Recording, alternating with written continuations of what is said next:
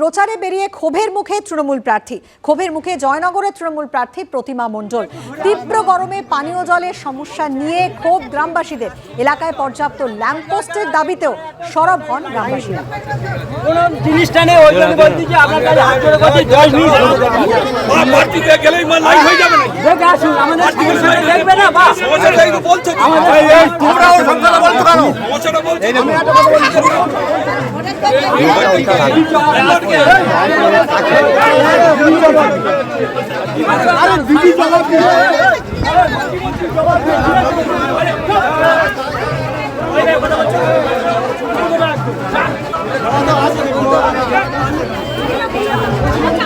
আগে সব কি একবারে কি পাওয়া যাবে? আস্তে আস্তে করতে হবে। লাইট আছে, এবার এখানে লাইট দেওয়া না, বিক্ষোভ না। আমরা এমপি আসছে 10 বছর পরে, তার কাছে আমরা বলবো না সমস্যাটা। হ্যাঁ, আমরা এমপি কে আগে জানাবো। 10 বছর পরে ভোটের সময় এমপি এসেছে আমার পাড়ায়, আমি তাহলে আমার সমস্যাটা আমি ডেকে দেখাবো না আমার এমপি কে? কি বললেন এমপি, কি বললেন? বললে আমরা ব্যবস্থা করব। সরকারি লাইট ওই একটাই দিয়েছে মন্দিরে, তাছাড়া এই পাড়ায় কোনো লাইট নেই। কি চাইছে? আমার এই লাইট আর জল, আমাদের এই দুটো সমস্যা। পুকুরেও আর জল নেই, তো এটা তো একটা পরিবেশের কারণেই এই অবস্থা, উষ্ণায়নের কারণে মানুষ জল চাইছে। আমরা ইতিপূর্বেই আমরা এই ইলেকশন যেহেতু মডেল কোড অফ কন্ডাক্ট, এখনই পানীয় জলের জন্য যারা আমাদের বলছে, আমরা তো টিউবওয়েল বা সাবমার্সিবল এরকম কিছু মানে ইনস্টল করে দিতে পারবো না।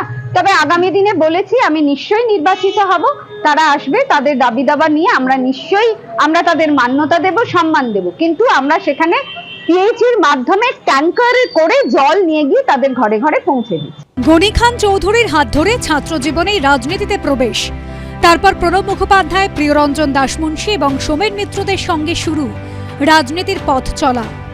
সেই মোস্তাক আলমকে এবার মালদা উত্তরের বাম কংগ্রেস জোটের প্রার্থী করা হয়েছে। 2001 থেকে 2006 এবং 2016 থেকে 2021 সাল পর্যন্ত দু দফায় মালদার হরিশ্চন্দ্রপুরের কংগ্রেস বিধায়ক ছিলেন মোস্তাক আলম। তাকে এবার প্রার্থী করেছে কংগ্রেস। মালদা উত্তরে এবার লড়াই ত্রিমুখী।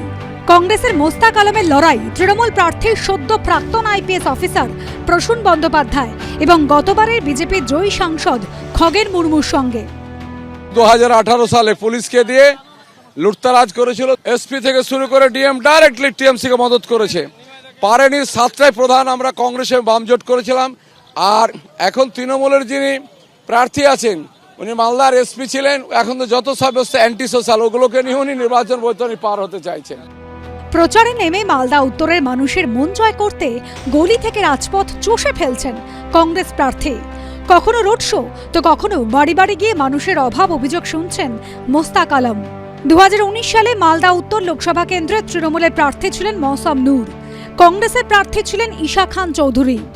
গনি খানের পরিবারের 2 সদস্যের ভোট কাটাকাটিতে বাজিমাত করেন বিজেপির খগেন মুর্মু। গনি পরিবার, 2 পরিবার বলতে দুটো রাজনৈতিক দল থেকে দাঁড়িয়েছিল। 2 নম্বর হচ্ছে এনআরসি একটা ইস্যু, সেই সময় টাটকি কাজ করছিল, সেই সময়তে এনআরসিসি জন্য করেছিল। আর সিপিএম এর লোকেরা, খগেন মুর্মু সিপিএম পার্টি থেকে দীর্ঘদিন রাজনীতি করেছে, সিপিএম এর লোকরা ভালছিল আমাদেরই লোক আছে। সমস্ত বামপন্থী লোকেরা এবার এত কাজ করছে আমাদের সাথে, খগেনের পাশে আর কেউ লোক নেই, খগেন সেই জায়গাতে আর টিকতে পারবে না। মালদার ভোটে বরাবরই বড় ফ্যাক্টর গনি খান চৌধুরীর নাম। রাজনৈতিক গুরুর নামকে সঙ্গী করে এবার ভোটের লড়াইয়ে নেমেছেন মোস্তাক। অর্ণব মুখোপাধ্যায়ের রিপোর্ট, এবিপি আনন্দ, মালদা।